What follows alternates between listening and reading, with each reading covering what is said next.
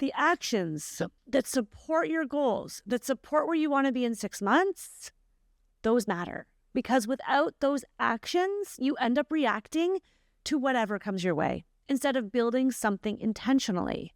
All right. I'm Rebecca Hay, and I've built a successful interior design business by trial and error, podcasts, online courses, and so many freaking books. Over the last decade, I've grown from an insecure student to having false starts to careers, and now I'm finally in the place where I want to be. Throughout my journey, it's been pretty obvious that I'm passionate about business and helping other entrepreneurs do the same. Each week, I'll share tangible takeaways from my own experience and the experiences of other badass women to help you build your confidence and change your business. Hey, it's Rebecca, and you are listening to Resilient by Design.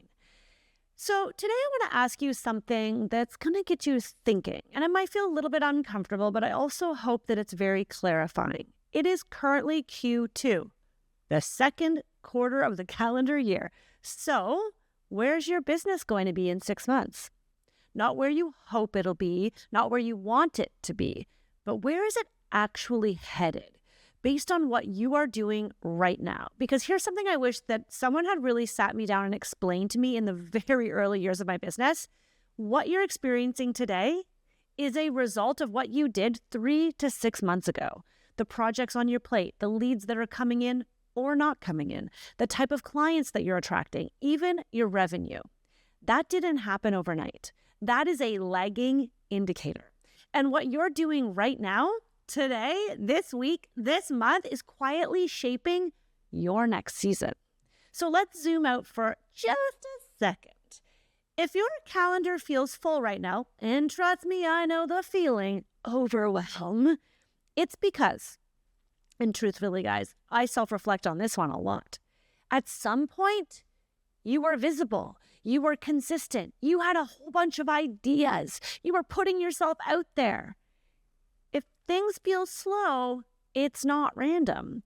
It's usually because there was a gap in those same actions. And I say this with a lot of understanding because I have lived it. There was a time when I couldn't get enough done in a day. I would race home at the end of the day to get home to the nanny with my 2 little kids, and I would sit in my driveway and my head was exploding with things that I still had to do. And let's be honest, some of them I still really wanted to do because I'm so passionate about running a design business and my projects. And I knew if I could just check off a few more things, and I would walk in the front door to these tiny, cute, adorable little kids who were like, "Mommy, yay, mommy's home." They would run to me and they would hug me. And all I could think was like, oh my God, I just want a few more minutes. God, I'm so sorry for that version of me. When I walk in, I have to go looking for my kids now. They're not running to me. In some ways, it kind of breaks my heart. But what happened was I was just so busy. I had no capacity. And as a result, when things eventually did slow down, I would panic. So I was so busy running the day-to-day, serving my clients, and then those projects would end. And then I would have a very different feeling at the end of the day when I would come home. I would come home thinking, how am I going to pay for this nanny? Where's the money going to come from? If you have ever experienced that, it's because you are marketing in bursts, right? It is a client cycle that designers get stuck in. You're out there, you're reaching out to past clients, like looking for work, you're networking, you're talking to friends, you're really diving into those discovery calls. You're doing a really strong job, but then you get projects and you get busy and you stop doing any marketing. You stop investing any time in outreach. This is the cycle most designers get stuck in. So if this is you, you are not alone. You're busy, so you stop marketing. Then you're slow and you panic and you scramble. And you're busy again, so then you stop marketing, right? And it repeats, not because you're doing something wrong, but because no one taught you how to think ahead and you haven't built capacity into your week. So let's come back to that question. Where will you be in 6 months? If nothing changes, if you keep operating exactly as you are right now, saying yes to everything, doing everything yourself, if your visibility, your systems, and your outreach, plus your pricing and your boundaries all remain the same, what does your business actually look like? Be honest with yourself here. Is it still inconsistent, still reactive, still tied to your energy and availability? Or is it steady, predictable, calm? So many designers are stuck in chaos, and all we want is a little bit of calm in our day. Or is your business growing in a way that feels intentional? Let's make this practical for a second. I want you to reverse engineer this. If you want your business to look a certain way in 6 months' time, what needs to be true 3 months from now to support that? That's 90 days ahead. And then let's bring it even closer. What needs to be in motion in the next 30 days? Because 6 months doesn't change everything. It's what you do this month, repeated, that creates the shift. And this is where designers get tripped up. They wait for clarity before they take action. They wait until things slow down to focus on the business, to schedule time to work on the business. You're like, I don't have the time, Rebecca. I'm so freaking busy. If I take an hour, that means such and such isn't going to get done. That's the sign that you need to do this. Too many business owners wait until they feel ready, and guess what? That time doesn't come. The truth is, clarity comes from action. Momentum is going to create clarity. You just need to start. Progress over perfection, ladies. That is my motto. And consistency builds the business that you're actually trying to create. So I want you to think about this in 3 simple areas. 1, visibility. Are you showing up consistently right now in a way that your future clients can actually find you? Not perfectly, not everywhere, just consistently in one place, in one way. Because visibility today will equal the inquiries coming in later. 2, the second area is your pipeline. Do you have anything in motion for future work? Follow-ups, email templates, conversations, events booked, warm leads, referrals, or are you just waiting for inquiries to magically appear in your inbox? Guys, I did that for so long. And then number 3 is decisions. What are you avoiding right now that you know would move your business forward? Chances are there is something in the back of your head that you're like, oh, I should, dirty little should, I should do that thing. Oh, but I got to focus on this other thing. And you are actively focusing on other things that are more priority. There's air quotes if you're not seeing this on YouTube, right? There are priority. They're keeping you from doing the thing that you know would move your business forward, like raising your rates, maybe narrowing down your services, getting clear on that one core offer, setting better boundaries, holding boundaries, updating that contract so that the boundaries are outlined there, putting a system in place. What is the system for when the client hires you? What is the next step? Those decisions are often the exact thing that will unlock the next level, but we put them off because they feel heavy, they feel big, they feel time-consuming. And I don't want you to walk away from this episode feeling overwhelmed. You don't need to fix everything. You don't need a complete overhaul. Pick 1 or 2 areas, that's it. The designers that I see make the biggest progress aren't doing more, they're doing fewer things more consistently. And I talked about this in a previous episode on goal setting and taking action, where I shared that vague goals will create vague results.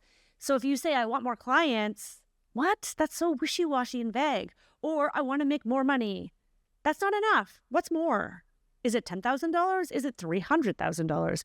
You need clarity on what that actually looks like. And you need to set those goals with intention. And that's something that we are doing this month inside of Designer's Room. It's the end of Q1.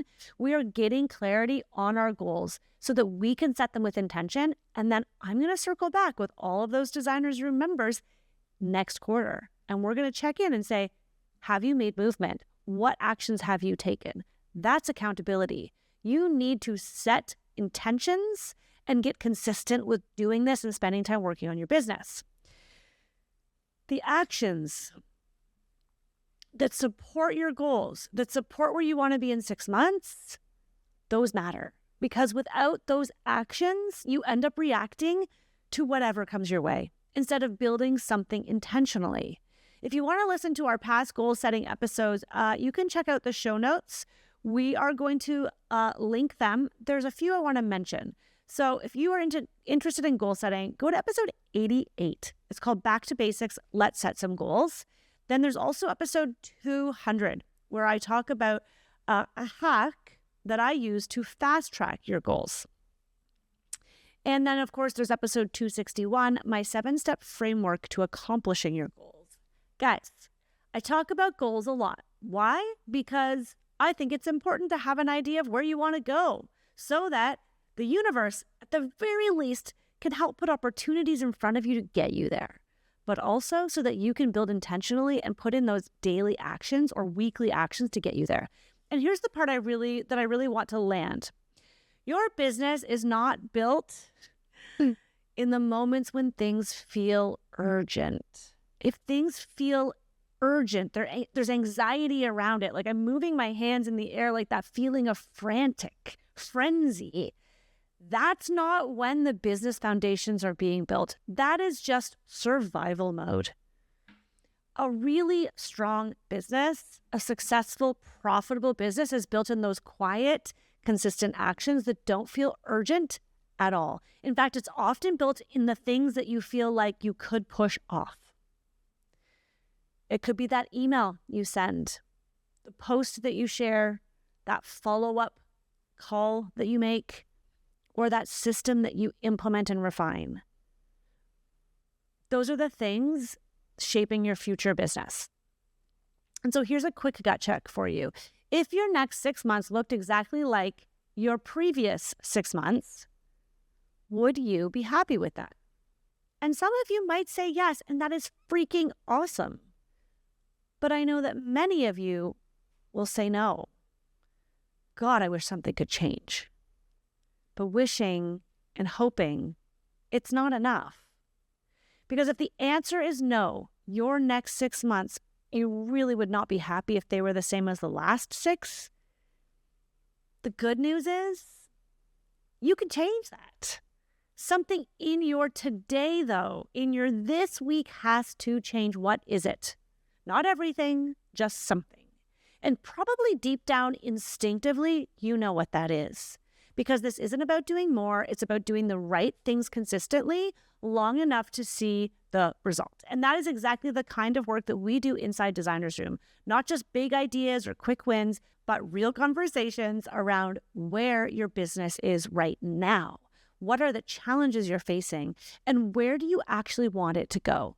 And then what needs to shift in your day-to-day to get you there? Because building a business that feels steady, supported, and predictable does not happen by accident. It happens when you start thinking ahead instead of reacting behind. So I'll leave you with this. If nothing changes, your next 6 months are already decided. But if you make even one intentional shift today, you start rewriting what the future looks like.